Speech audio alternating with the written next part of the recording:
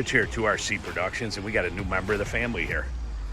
Some circumstances beyond our control caused us to have to buy a new vehicle. The last one we had that Megan was driving was the 2015 Explorer XLT, which was a fantastic truck. Had only like 70,000 miles on it, but unfortunately, without getting into a long thing, we had to get another vehicle. With the COVID-19 going on, used car market is insane. The prices are high. The units that are available the quality is not there. I'm looking at vehicles, that are a couple years old with damage on them, and they're wanting astronomical prices. So after a couple weeks of looking and getting home at 11 o'clock at night and searching at hundreds of vehicles online, we ultimately went with the 2020 Ford Explorer ST, and that's what you're looking at right here. So I'm going to kind of do an overview of this truck. We looked at the XLTs, we looked at the Limited, and there truly is just no comparison in the XLT to this truck here. The XLT comes with the 2.3 liter EcoBoost, the 4-cylinder, which is a good engine. It makes a lot of power, makes about 304 horse or something like that. But the driving experience was just not even in the same category. So you're looking at the ST here, an iconic silver, fantastic color. Absolutely love this color. So the wife and I had looked at a bunch in between this one, and we kept going back to this one. We actually made a couple trips to this dealer, and we kept looking at it, but we're like, man, I don't know. Well, we could go with this. Do we really need the ST package? We could go with an XLT. And after driving the two of them and then looking at it and making a decision over, you're talking a difference in amount, but not a crazy amount for what you get. So the ST is the Ford Performance version of the Explorer. And basically you have like SVT. The ST is the Sport and Technology group, which you've seen the Fiesta, the Focus, they have the Edge. But this is the first time that a Ford Explorer carries that name. So the Ford Explorer ST is an all-around family vehicle. It has 3-row seating. It has all the luxury items and safety features that you would expect in this Explorer and more.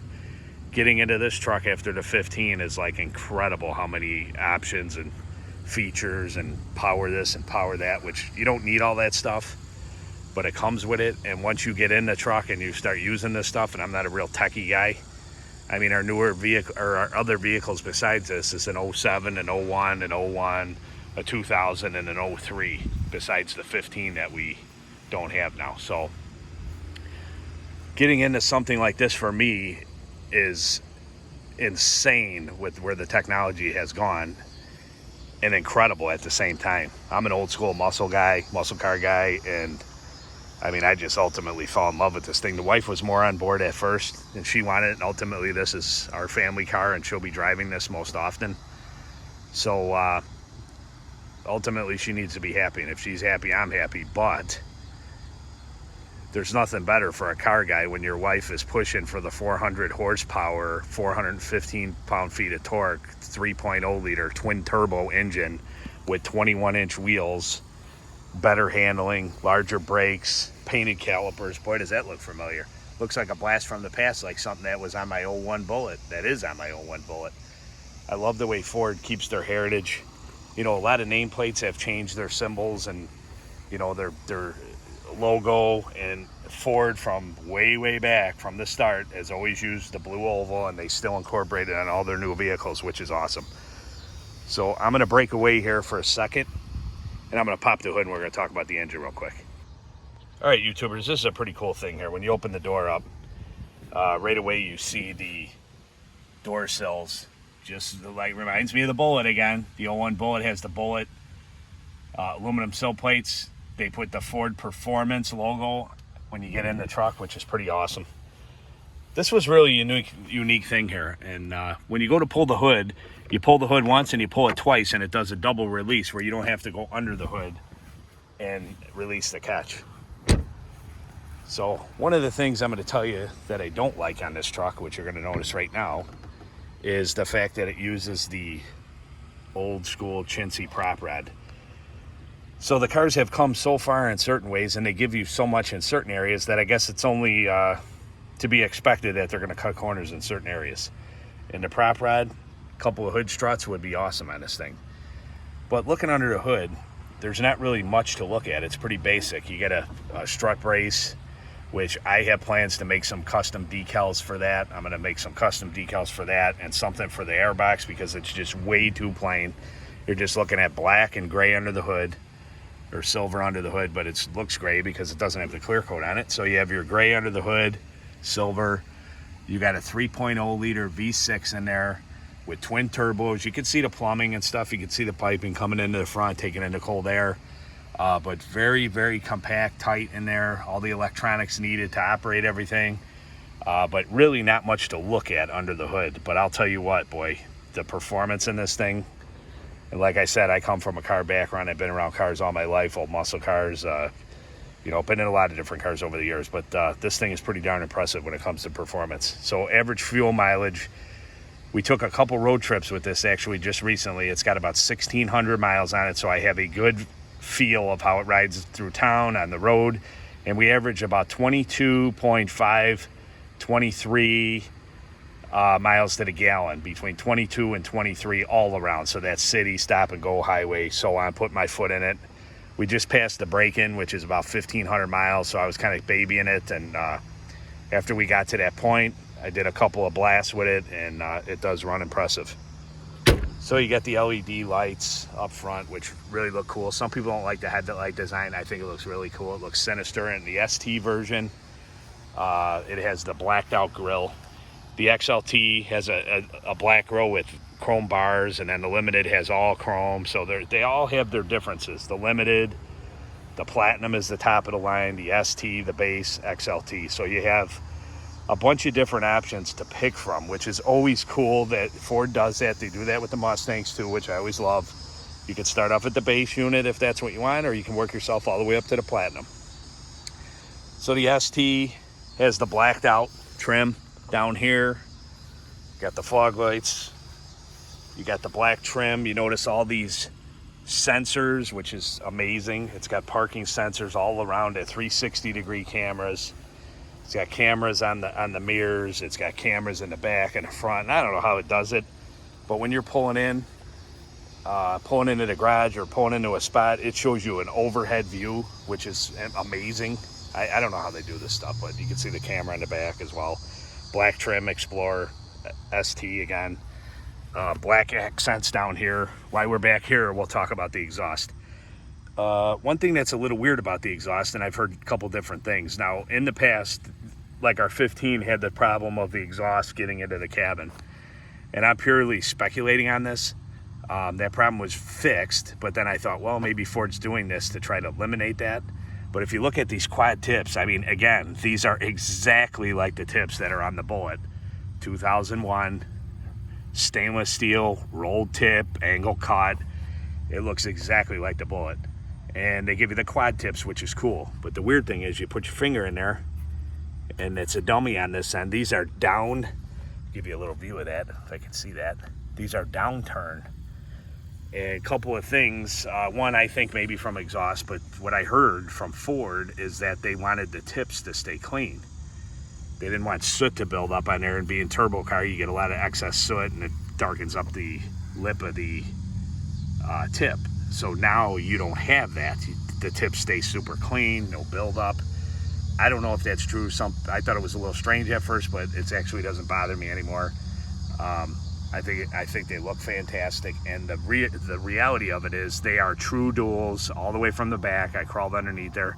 They have a large truck-style muffler where both pipes go in and come out, so it's not like it's a Y pipe or anything like they used to do in the past. It's a true dual system.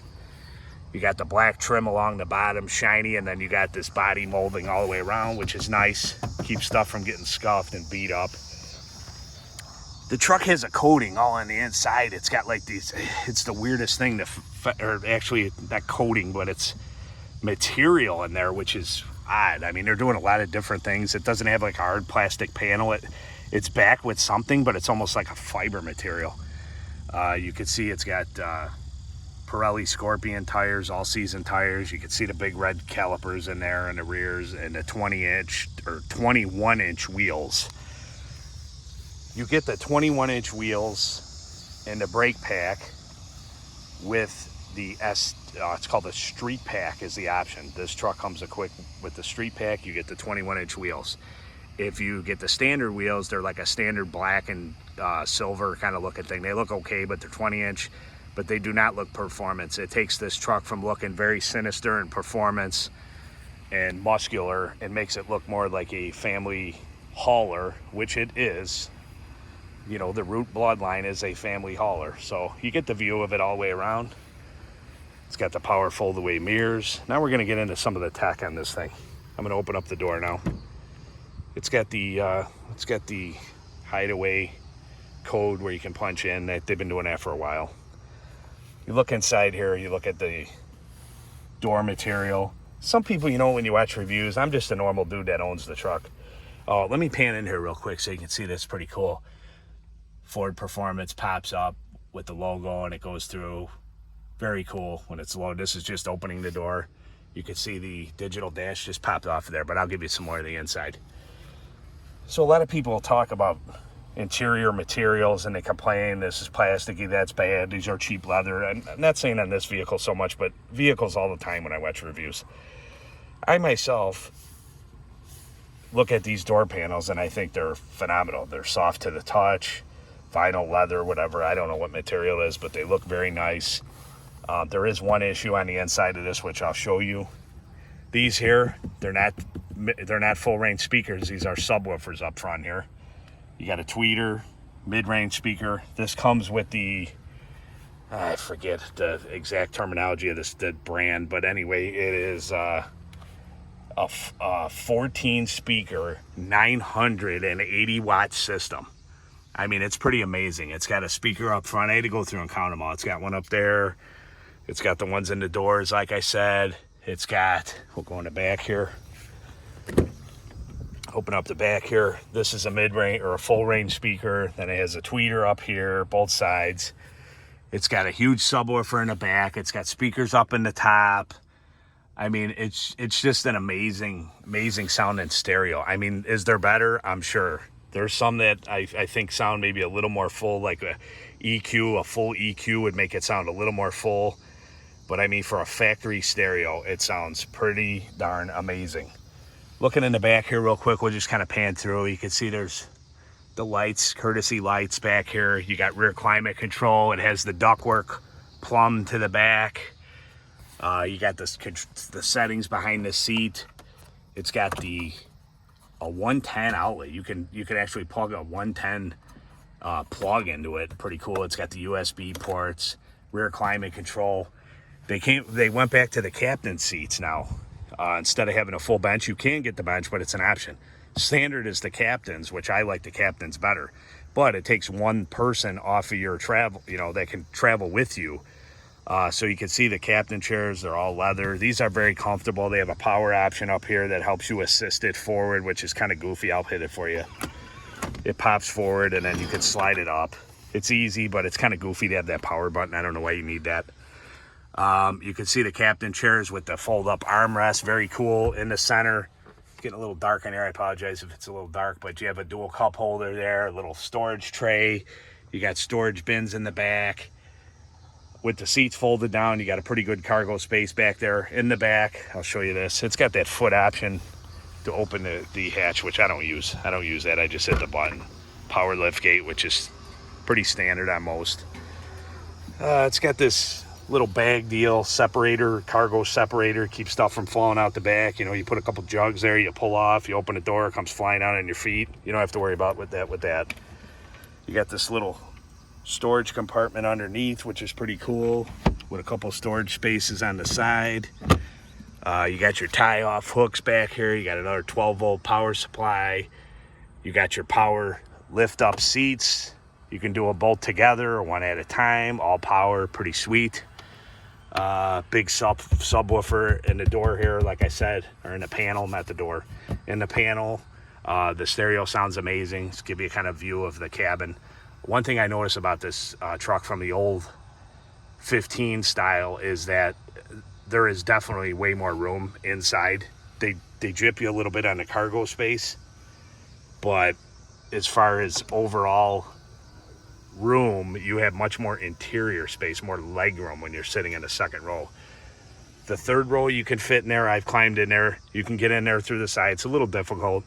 Seats in the back here are horrible for an adult. They're like sitting on a concrete block pretty much, but the middle ones are nice. So you know, you stuff the little kids in the back. They don't care. They'll sit on anything. So anyway, you got the painted roof rails up here, which normally they would be rough plastic like this. All of them on the XLT, and then they're on the Platinum. They're chrome or polished. Let's see. I'm going to show you the one issue with this. If you look at this door panel, you can see that this is a nice fit. It's all nice and tight. I got one warranty issue that we're going to be bringing it in for. Come around to this side. This door here, you can see there's like you can see like a little chrome tab through the center, and it moves. It pops right out. You can pop it right up. I went to close it the one day and it stays in there, but it pops right out. So something's wrong. There's a clip that broke or something. So that'll be a warranty item.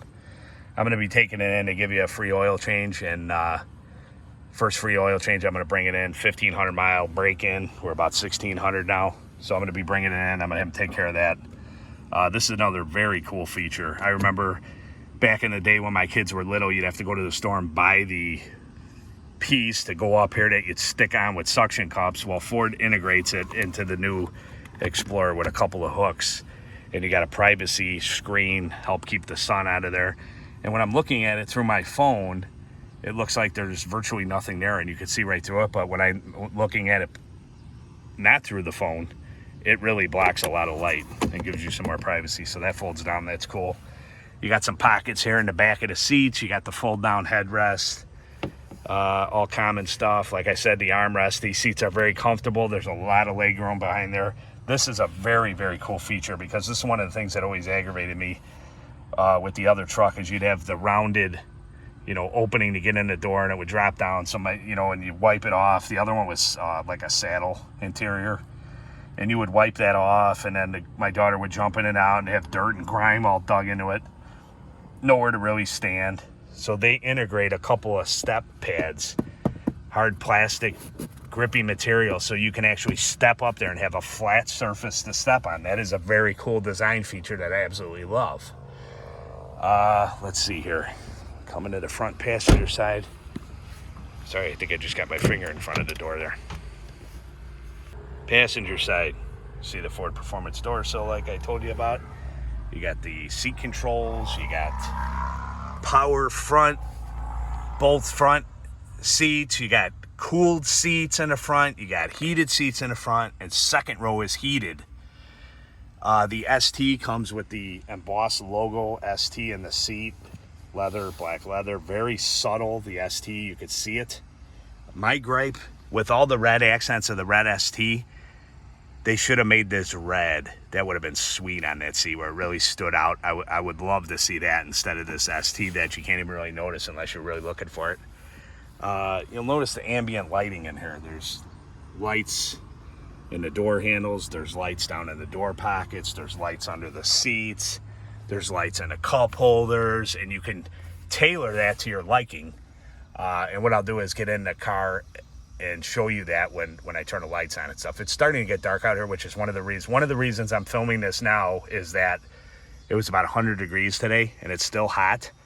But I wanted to get a little night view of the dash and everything. So you have your center console here, storage with a little tray. You got these mass here. That's commonplace now. I'm sure the new cars will have mass storage in no time flat, since we'll probably be wearing those for the next 15 years. Right here you have an iPhone charger compatible. Like my phone is 11 Pro, so I stick it right there. It charges through the back, which is pretty awesome. You have your, well, I'll show you that on the other side. You got your glove box here, standard stuff, more mass. You got your carpets on the floor. You got your nice dash here. I really like the dash. It's very clean, simple. It has like some carbon fiber looking plastic, but carbon fiber dark accents here. I like the registers. They look nice, simple, kind of old school, kind of brings it back. Very plain. top dash. But what's cool is you actually have a dash. They actually brought back a dash, because most cars have the big slope, like our old one, you could never put anything on. And it sloped down so far, and you sat so far down in the old version that I felt like a 10-year-old driving in it. I'd have to jack the seat all the way up to where I was hitting my head on the roof to feel like an adult driving it. You don't have that with that. I do have a funny seat position, you know, compared to my wife. It's a lot different. But I feel like I'm in control of the vehicle when I'm driving it. Now, I'm an average size guy. I'm 184, 185 pounds, 5'10", right? Well, I get in this, I feel like 5,000 pound truck, 4 doors with an extension on the back. I feel like I'm in control. I don't feel like the truck is driving me because I feel like I'm 10. Okay, so the one thing I did not mention, I'm going to walk around the other side and shut this door, is that this generation of Explorer is obviously all new for 2020, but it brought back the rear wheel drive platform. So this is an all-wheel drive. It's biased mostly, I think, 70% to the rear, 30% to the front. But it is a rear drive. So you got the old school differential. You notice the way the engine was mounted. That's a pretty cool deal. So what I'm going to do now is I am going to jump in this car. What did I do with the key? Let me see here. I might have left the key in the front. Yep. No key detected. You see that? So if I was trying to steal it, it wouldn't let me take it right now. It's telling me there's no key. So I'm going to find the key, and I'm going to come back in here, and I'm sitting in the front seat here. I'm going to light everything up and show you what's up. Okay, YouTubers, I got my key now. Here it is. It's the Ford Explorer ST key fob there. They don't have the normal key fobs anymore. They got the thing with all the controls, I'll call it, but it don't have a key. You don't put it nowhere. It doesn't go in there and turn anywhere. They've been doing this for a little while. I'm not a big fan of this. I like the key that you put in there and turn the key, but anyway, it's got a little slot. You put your key inside. You got the rotary dial for drive, neutral, reverse, park. You got your manual mode, so you can paddle shift it, which is pretty cool. But I absolutely love this rotary dial shifter. I think it's awesome. Over the years, they've done different things with cars. You got the push button setup. You got the rotary dial. You got the gear shifter. Gear shifter's cool. But I think the rotary dial is pretty awesome. Actually, when we were waiting to get this, we had a rental car, and it was a newer, it was a 19 Chrysler 300. And it had the rotary dial, and I was like, what? Rotary dial? I've never seen it before, but I actually enjoyed it. So what I'm going to do, because it's like 140 still and 9,000% humidity, and the sun's about to go down over the horizon there, as you can see, I am going to start the car, shut the door, and let it run here with a little bit and go over the inside features, and then I will give you an exhaust note. So here we go. We're going to put our foot on the brake. We're going to hit the button. We're going to see the dash and everything light up. I'm going to shut the door. You can see the ST roll through on the screen, which is pretty awesome. The AC is starting to work right now. It's got complete digital, I think it's 13-inch screen or something, which is awesome. I mean, this digital screen stuff is just extremely cool. The ST Ford Performance, now it's booting up. This is one of the things that people complain about a lot, is in the center of this truck, you have two options. You have the 8-inch screen that's about this high. It sticks up a little bit past the dash. Oh, does that air feel good? One thing on the 2020 Ford Explorer ST, air works fantastic. The old truck, the 15, and when you were idling, for some reason the air never wanted to work good. It was that era of cars. I don't know what it is exactly mechanically what they did, but you'd almost have to be moving to get anything substantial out. This is not the case. This thing idling just started it up. It's cold. You can see it's still cold on the dash, and it's pumping AC. So anyway, you got the screen. Let me see here if I can get. I'm gonna go to music. That's in there. Anyway, you got that big screen there. But what I'm looking at here is this digital dash, which is awesome. Now the XLT comes with a couple of analog gauges, and then it has a section of digital. Megan's old truck, her 15, had analog and sections of digital, but it was done really, really nice. I'm not a fan of the XLT dash. I'm not. So you look at the steering wheel, pretty awesome. Big, puffy, chunky, nice handles there to grab. I mean, extremely comfortable, sporty steering wheel. going to jack this out a little bit to give, see if I can zoom out. Nah, that's all I got. So anyway, over here, we got the paddle shifters. You can see on both sides. You got your headlight switch down here, which I have on automatic. I'm going to put them on full. Okay, so they're on automatic. You got the rear hatch release. You got fog lamp. What was this one for? Oh, that's the dimmer. I'm so used to the old with the dial and stuff. Everything's new. It's all buttons, electronic. You got your adaptive cruise control on this thing, which is amazing. It measures your distance between the car in front of you. It has lane centering. So, I mean, the car basically drives itself. I tried it on the highway. It shows you the road and the distance of the car. And if somebody cuts in front of you, it'll jam on the brakes on its own. You know, you can turn all that stuff off, which most of the time I don't use it, but I tried it all, and it all worked flawlessly. And, I mean, if you're... people are like, I don't want a car driving me. And I was kind of that way too. Like, I don't want no car driving me and stuff like that. But it doesn't overtake your control. It basically takes care of the morons on the road. I think it's a major improvement of the average moron that's on the road. Because I'm telling you what, there's probably 80% morons on the road now. Some of the stuff that people do on the road is insane. And I don't want to get into a Rich Rambles thing here, because I easily could go on for about 4, 5, 6 hours on this topic. But anyway, my point is, what everybody... with their head up their butts all the time when they're supposed to be driving, these safety features, if they're used, will definitely save people's lives and stop accidents, guaranteed. Because even if it malfunctions, even if the electronics malfunction 2% of the time, you still got these buttheads that are not paying attention, looking on their phones, texting, whatever they're doing, looking at the birds out the window. I don't know what they're doing, but they're not paying attention to the road. And since the COVID virus kicked in, everybody standard does 40 miles over the speed limit. So if the speed limit is 60, everybody does 100, okay? So you definitely could use this type of stuff. And that's all I'm going to say about that. But you got all your power mirrors. You got the mirrors up here. You can look out. You hit the button. They fold up when you're entering and exit. They're painted colored black. The XLTs are not painted black. They're black, but they're like rough. They're not powered. So there's a lot of things that the ST and the Limited and the Platinum have that the lower models don't. The ambient lighting I talked to you about is a setting on the screen. And basically, I set it to red, put it on the highest setting, and you'll see down below, you can see the pocket down there, red. You got the red cup holders. You got the red pocket in the door. I don't know if I'll be able to see this, but under the seat in the back, it's red. And the back door panel, it's red. The door handles, it's red. I mean, it is awesome, man.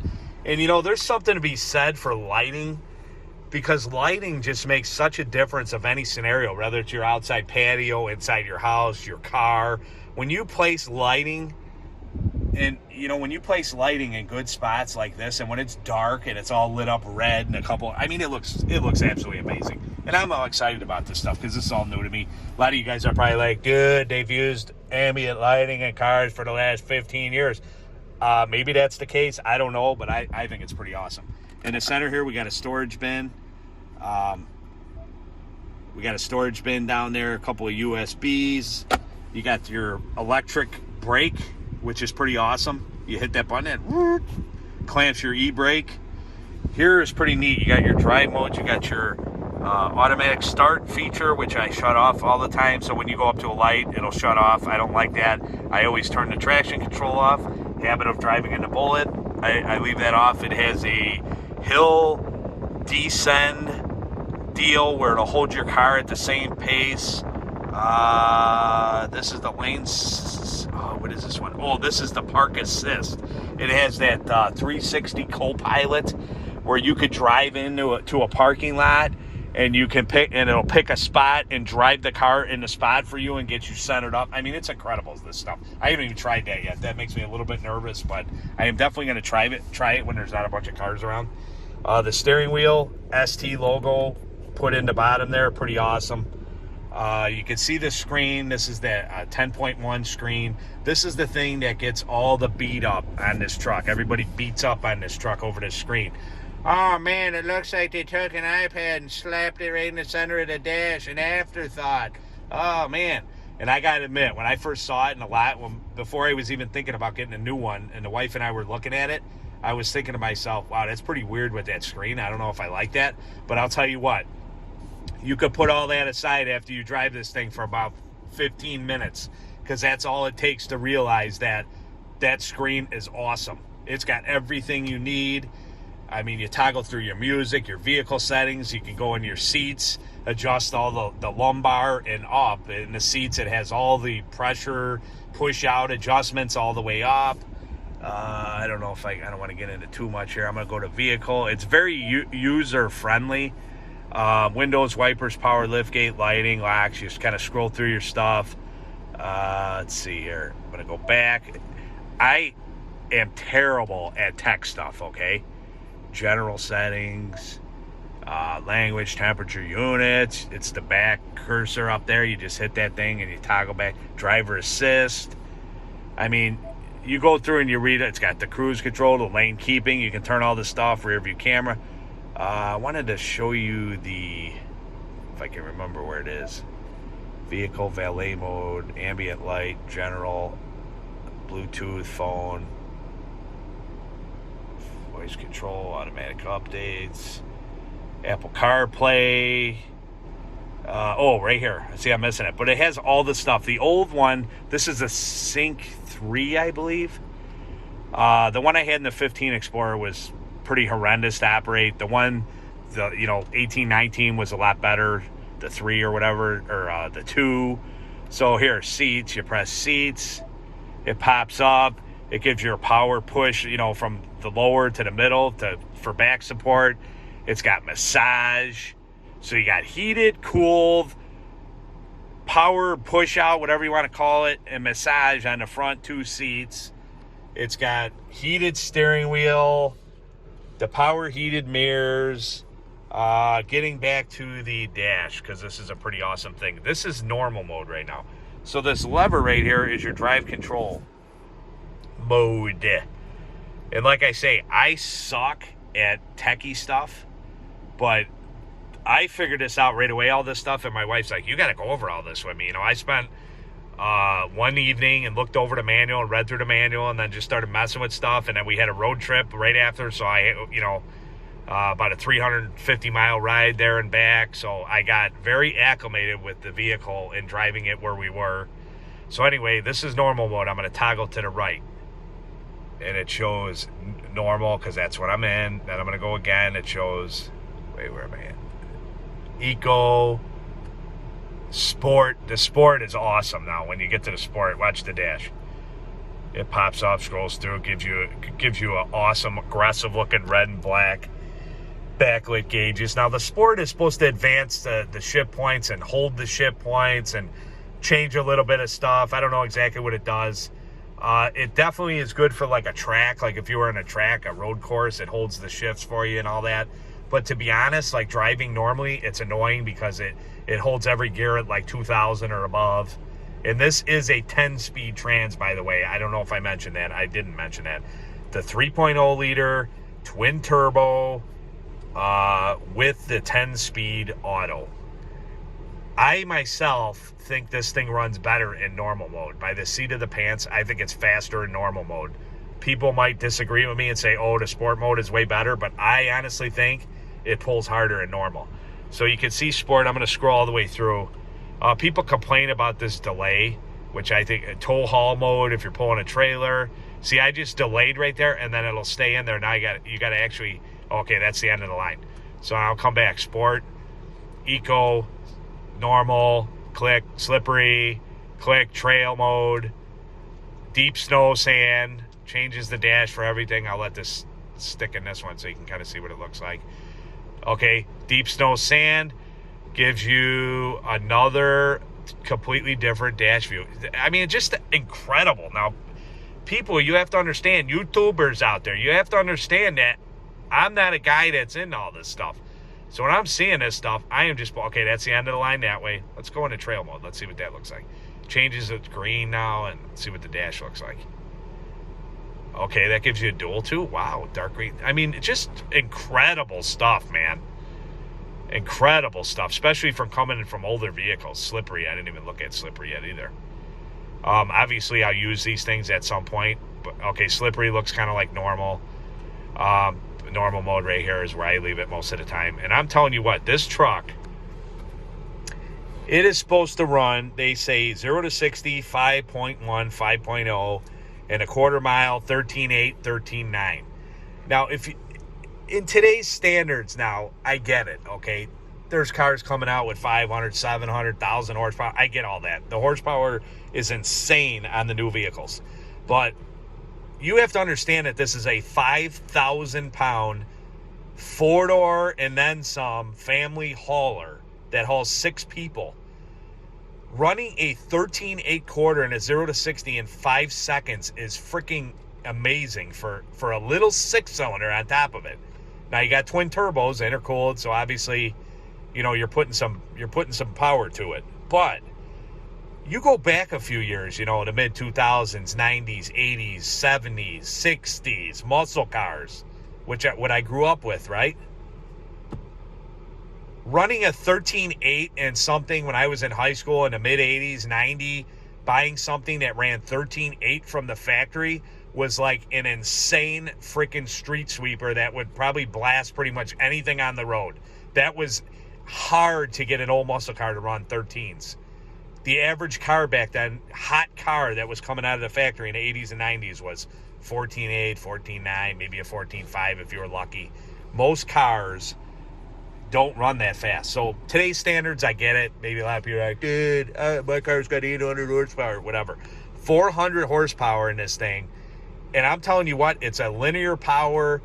You know, you don't get the wheel spin like the Bullet. The Bullet is like 300 horsepower at the crank. I got a couple mods on it, right?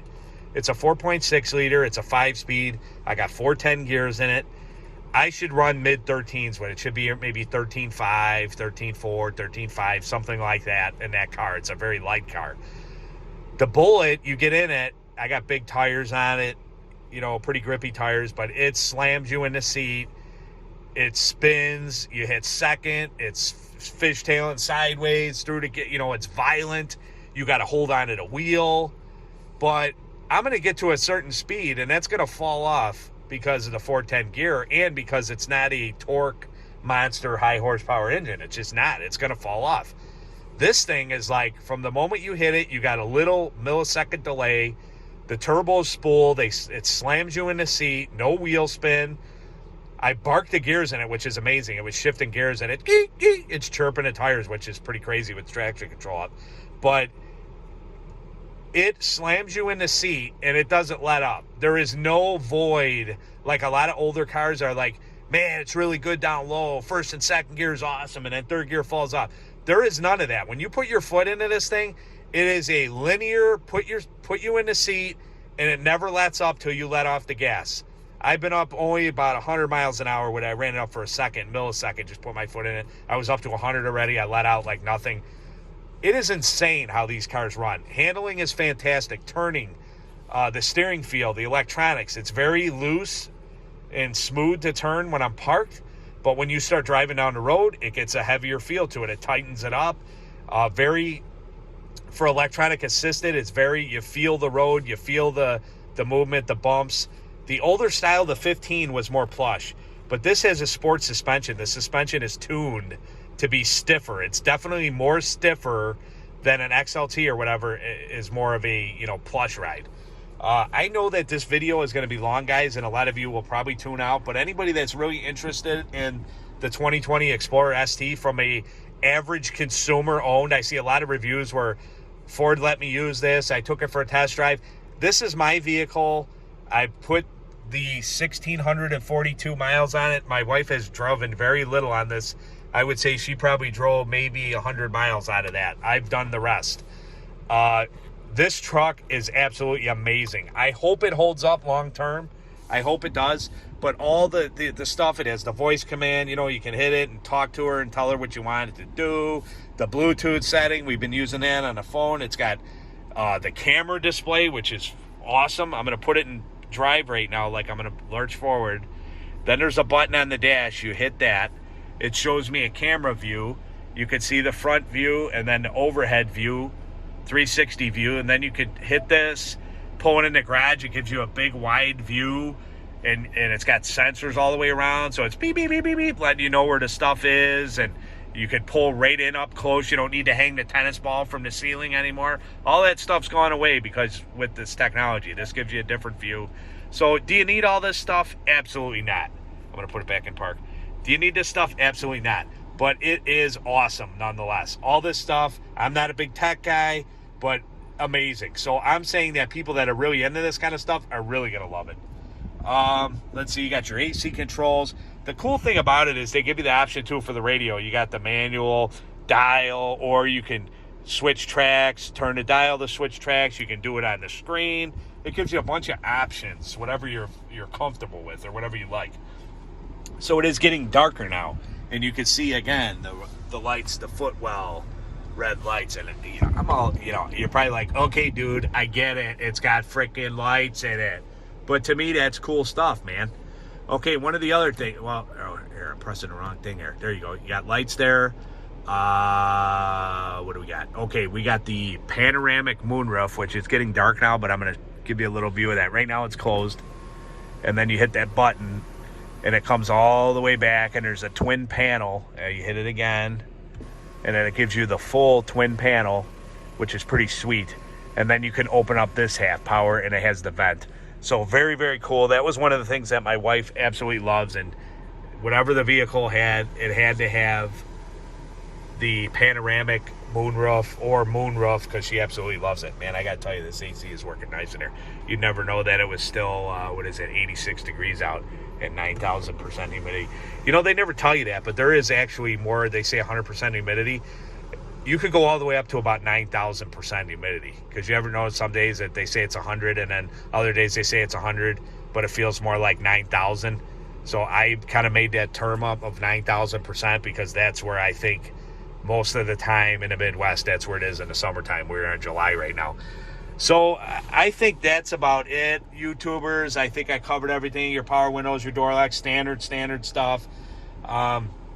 Adaptive cruise control, lane centering, co-pilot, park assist, parks itself, camera views in the rear, camera views in the front, the power moonroof, heated steering wheel, power heated mirrors. I'm sure I missed something. I'm sure of it. And there's probably some things I haven't even used yet on this, but amazing vehicle. Amazing to drive, super fun. The COVID stuff, it is, I don't even know what the date is today. I don't even know, guys. I apologize, but it's late July. The COVID stuff is starting to spike again. We don't know what's happening. We don't know what's going to happen, but everybody try to keep positive, work together for a better future. There's a lot of chaos going on, a lot of bad things going on. And I always look to God for my support and guidance. I trust in my faith to get me through hard times. And some of you could probably relate, and maybe some of you don't believe in that, and that's fine. But I'm here to tell everyone, God bless, stay safe, and thanks a lot for the support, watching our videos. We try to bring different material to you and purchase. We're kind of getting into a kind of a review channel and new products that we buy and things we do and stuff like that. And I mean, what better thing to review? The last new vehicle that I bought was 1997. So this is a big deal to us. So what better thing to review? So till next time, long-winded Rich here from 2RC Productions. Signing out. Thanks for watching. All right, YouTubers, got to show you a couple more things here real quick before we close this out. This is after the closeout. It's a bonus. This is a bonus feature. Forgot to mention the ST that shines down on the ground, and you have to wait till it's dark to see that, but pretty awesome. Do you need it? No, you don't need it, but it's still awesome. All right, what video, got Ryo in there, what video would be complete without an exhaust sample? So I'm going to show you the exhaust here, and it definitely has a little throaty rumble that you can hear in the interior, and you can hear it. It has a nice little throaty rumble, but it's not like a rappy, super loud and obnoxious. It's very, very quiet. But I'm going to have Ryan give a little bit of revving. Go ahead, Ryan. You actually hear more from the motor than you do from the exhaust. But I'll tell you what, when it is idling and you're sitting there idling, you can hear that rumble. You can hear it inside too, so you know you're back with some muscle.